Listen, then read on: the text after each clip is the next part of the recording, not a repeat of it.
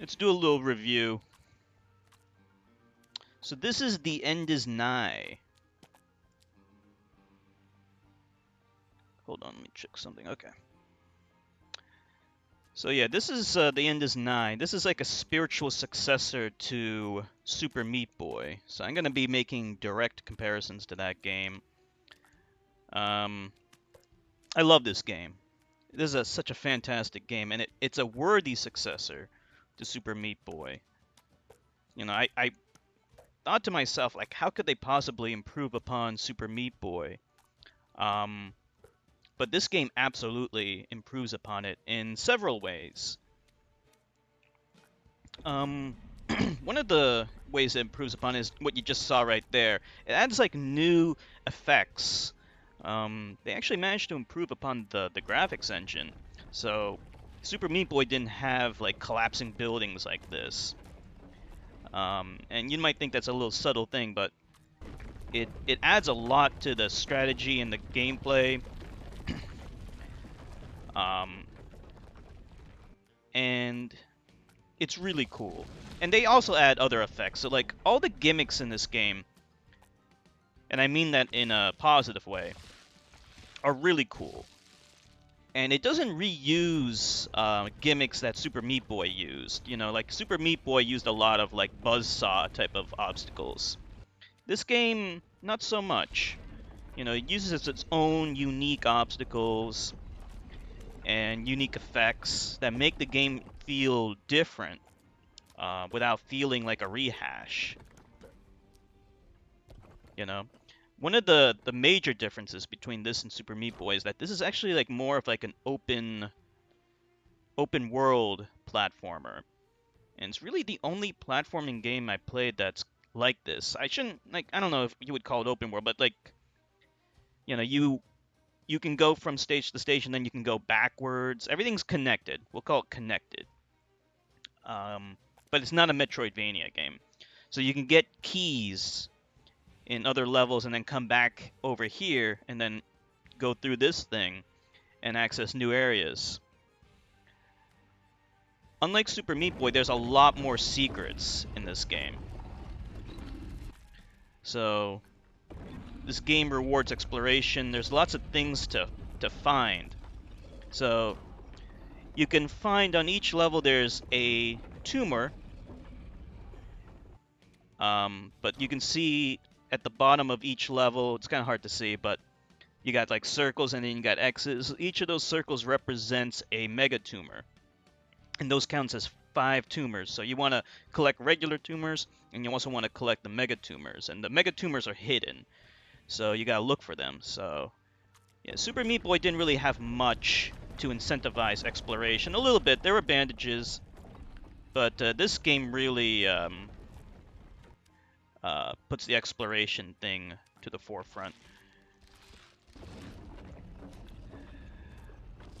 So you got the graphics, the controlling this blobby guy. I don't even know what his name is a lot better than controlling Meat Boy. Meat Boy, like at the time, a lot of people said like it's great control, and it was great.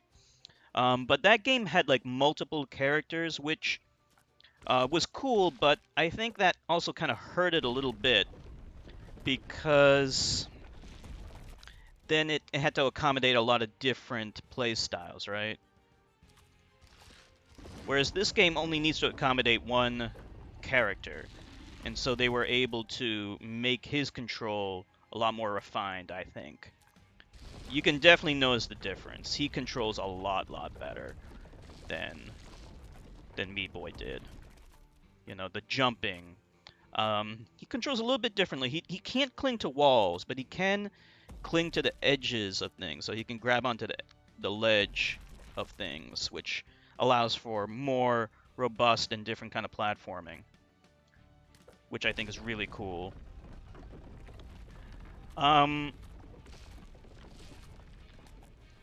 So as for, you know, which is the better game, you know, it really depends on what you prefer.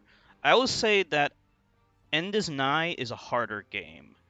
And the reason why it's harder is because of this thing called the future. So throughout the normal levels, you have infinite lives, right? Just like Super Meat Boy. When you die, you get to restart, and it's no big deal.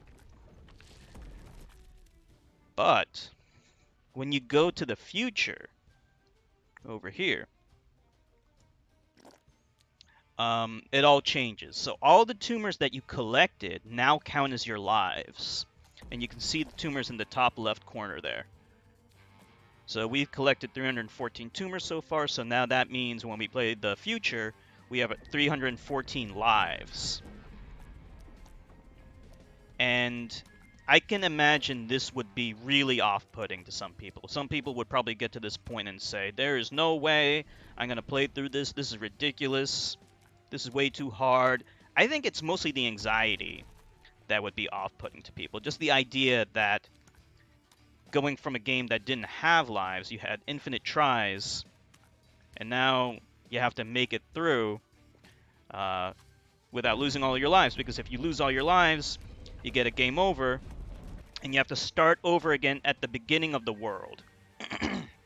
So there's a silver lining to the live system. Once you make it to another world, so we're at Anguish. Anguish is the first world, but once you make it to Gloom, which is after 20 levels, your lives reset. So it's not insurmountable, and it is fair, I think. Like, at first, it's going to feel like it's unfair, but it really isn't. But yeah, I can see this as really off-putting to people. People would probably get to this point and just be like, no way, I am not dealing with this. This is just ridiculous. It is too much. Because, like, when I first got to this part, that's, like, kind of my first impression. Like, I felt like giving up. But I didn't. I stuck with it, and, yeah, if you get through 4 worlds or so, 4 worlds, then you get to the ending sequence, and then you can beat the game. So it's definitely surmountable. It's not impossible, but yeah, it's harder. Definitely more anxiety-inducing than Super Meat Boy. And I think some people might prefer just like the single-level nature of Super Meat Boy rather than the connected world nature of this game. Now, the other thing that they changed is they removed the bosses. So Super Meat Boy was criticized for having bosses. A lot of people didn't like the bosses. They felt that it kind of went contrary to the strengths of the game, and the strengths of the game were speed and short levels. Short, really tough, but short levels, whereas the bosses were too long. So that's why people didn't like them. So they removed them in this game. And the final area, I guess, is not a boss, but like you go through the ruin, and then when you get to the end, then you have to get out of the ruin, and you have 5 minutes or 6 minutes left to escape.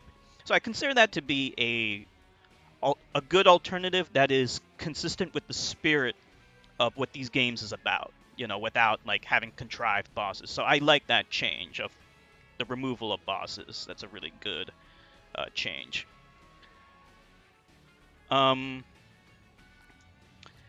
So the music is great. They remix like a bunch of like old classic symphonies, and the remixes are really good. Some of the tunes are really catchy, so I really love the music. Graphics, as I mentioned, are really clean. It uses improved engine over Super Meat Boy, so that's really cool. And yeah, personally for me, between the two games, it's hard to say. Like I like both in different ways. Like I guess like for me, Super Meat Boy is less anxiety-inducing. Like I guess Super Meat Boy, surprisingly enough, is like a more relaxing game compared to this, definitely. But I love this game in different ways. So, yeah, I guess that's not the greatest answer for which game is better, but it really does come down to personal preference. So